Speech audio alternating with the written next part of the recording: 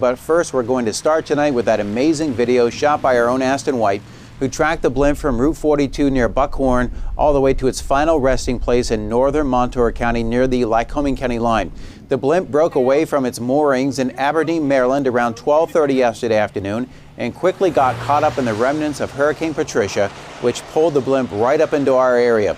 The problem was that the blimp also was dragging along a mile-plus steel cable tether measuring about 1.5 inches in diameter, and as the blimp began to slowly drop, the tether began to run along the ground and eventually was being dragged through neighborhoods, businesses, across Interstate 80, and more importantly, through power lines.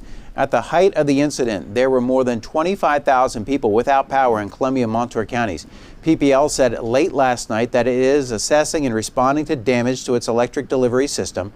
Meanwhile, the blimp continued to drift in a west-northwesterly direction, crossing major highways as police work to keep tabs on it and keep people out of the way of the tether. All the while, other departments and rescue crews were dealing with the power outages and damage in its wake. Aston had many close encounters along the way with the blimp and its tether and tells us there were several times that it appears that it would go down, but then a burst of wind would lift it back up again. Along the way, crowds gathered to watch and follow the blimp on its journey.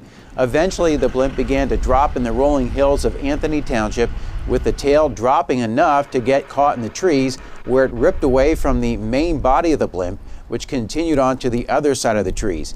Police were quick to cordon off a safety area.